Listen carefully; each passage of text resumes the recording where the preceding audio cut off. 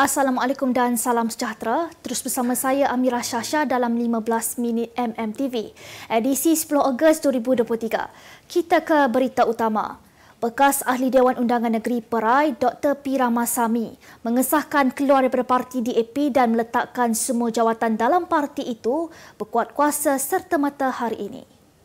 Ramasamy yang juga timbalan DAP Pulau Pinang berkata, beliau sudah menghantar surat keluar parti itu kepada Setiausaha Agung DAP, Anthony Loke pada pukul 8.24 pagi tadi serta kepada pengerusi DAP Negeri yang juga Ketua Menteri Chow Keun Yeow seminit kemudian.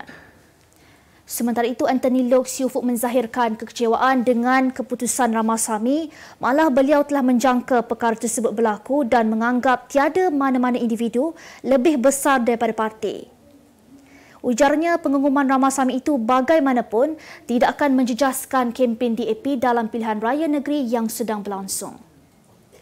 Dalam pada itu, pengerusi Pakatan Harapan Datuk Seri Anwar Ibrahim berkata, beliau akan mendapatkan penjelasan daripada Ramasamy berhubung peletakan jawatan tersebut dan berharap dia akan terus memainkan peranan membantu kerajaan di bawah pendekatan dan gagasan Malaysia Madani.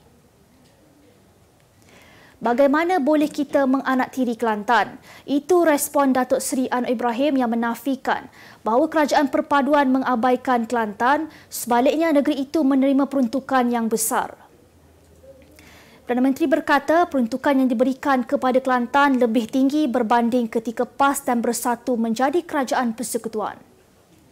Beliau berkata demikian ketika mengulas dakwaan penolong Setiausaha Agung PAS yang juga Ahli Parlimen Bacok, Muhammad Shahid Sulaiman dalam debat model ekonomi baru Malaysia dengan Menteri Ekonomi Rafizi Ramli yang berlangsung malam tadi. Anwar turut menambah bahawa cadangan yang dikemukakan Kelantan kepada beliau sudah ditangani dengan meluluskan peruntukan untuk tebatan banjir dan air bersih serta pembangunan negeri sudah disalurkan. Muhammad Syahid berkata punca utama Kelantan masih menjadi negeri miskin adalah disebabkan isu federalism yang mana beberapa hak negeri itu dinafikan, termasuk royalti disebabkan perbezaan pentadbiran antara kerajaan persekutuan dan negeri. Rafizi bagaimanapun menyangkal dakwaan tersebut dan memberitahu Kelantan menerima peruntukan besar daripada kerajaan persekutuan berbanding beberapa negeri lain. Namun disebabkan pentadbiran yang tidak cekap, negeri itu kekal miskin. Menteri Besar Sementara Kedah, Datuk Seri Muhammad Sanusi Maknur menyangkal dakwaan Menteri Dalam Negeri, Datuk Seri Saifuddin Nasution Ismail bahawa beliau memberi kebenaran kepada pencuri unsur nadi bumi untuk masuk ke hutan simpan Bukit Enggang Sik Kedah. Ketua Pengarah Pilihan Raya Perikatan Nasional itu berkata, permit masuk hutan simpan hanya boleh dikeluarkan oleh Jabatan Perhutanan Negeri Kedah. Malah beliau sendiri juga perlu mendapatkan kebenaran jabatan terbabit untuk masuk ke kawasan tersebut. Sebelum ini, Saifuddin dalam sidang medianya mempersoalkan bagaimana pencuri REE boleh masuk ke kompartmen 12 hutan simpan Bukit Enggang dan melepasi 4 pagar keselamatan yang semuanya berpengawal. Beliau berkata, tidak mungkin pencuri menyala itu dapat melepasi pagar-pagar berkenaan sekiranya mereka tidak diberi kebenaran oleh Perbadanan Menteri Besar Kedah untuk sampai ke lokasi kejadian.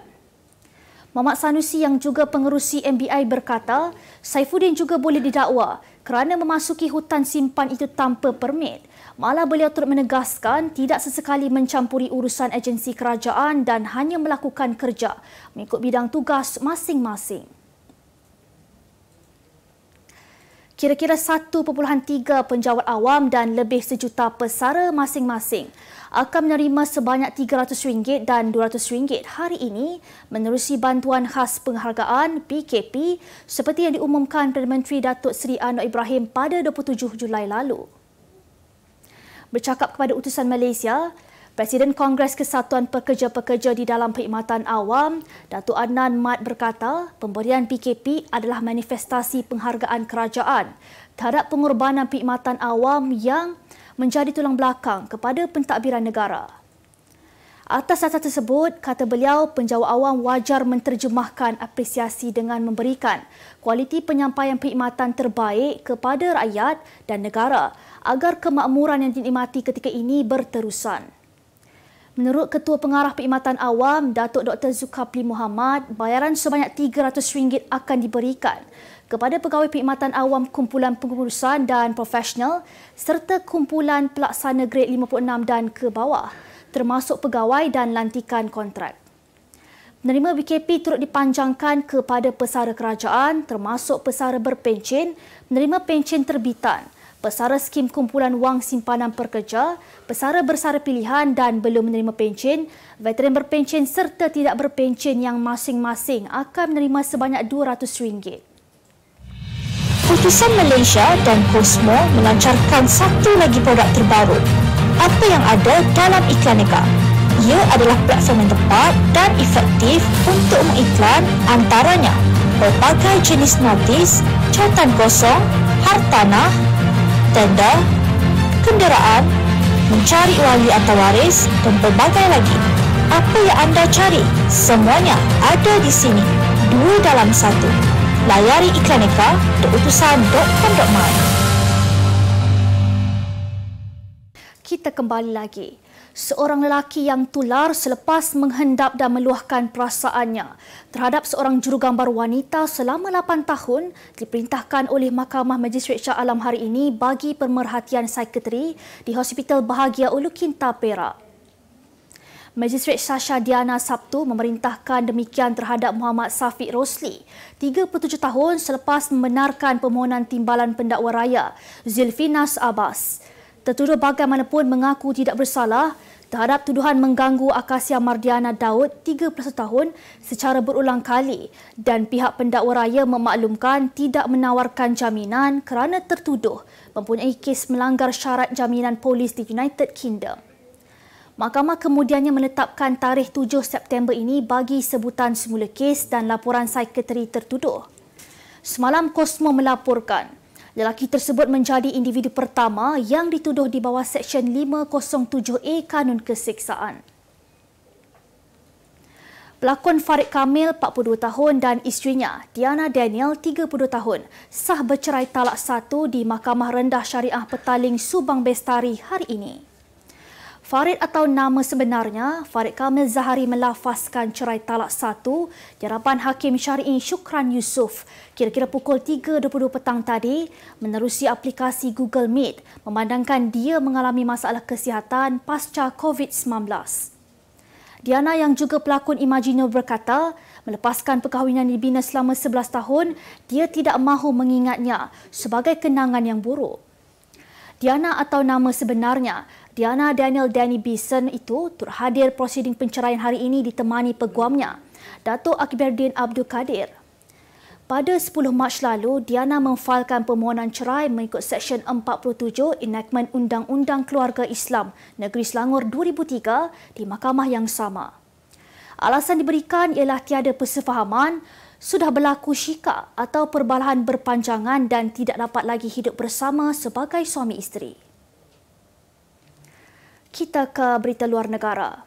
Gara-gara memakai topi keledar di dalam sebuah bank yang terletak di pusat beli belah, seorang penghantar barang ditembak oleh polis di Thailand. Mangsa dikenali sebagai Arkon Yuen Yong, 27 tahun, cedera di kaki kirinya selepas ditembak oleh Timbalan Inspektor Trafik Pantai Buawi Chai Sin.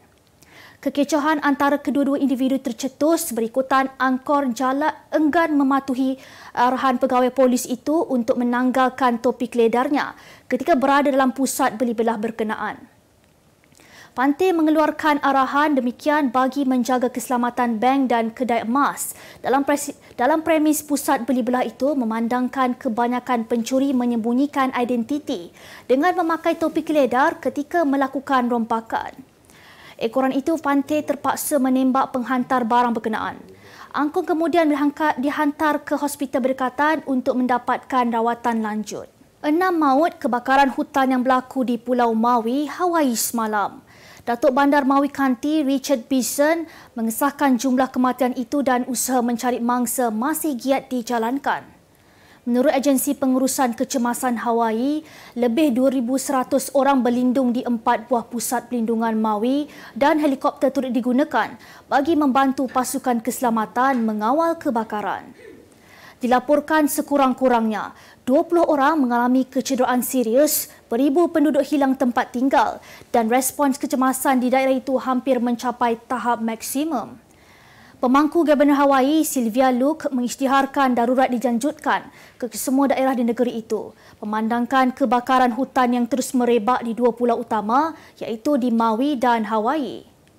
Dalam pada itu, pihaknya turut mengarahkan semua agensi negeri yang terjejas untuk membantu proses pemindahan dan tidak menggalakkan melakukan perjalanan udara yang tidak penting ke Maui, pulau yang paling terjejas teruk setakat ini. Kemas kini pengetahuan anda tentang isu ekonomi dan pasaran. Merangkumi sektor hartanah, perniagaan, keuangan, komoditi, IKS, halal niaga dan dunia korporat. Sentiasa ikuti perkembangan ekonomi semasa di dalam dan luar negara. Semua informasi terkini hanya di hujung jari. Dapatkan edisi ringgit setiap Isnin hanya di Akhbar Utusan Malaysia.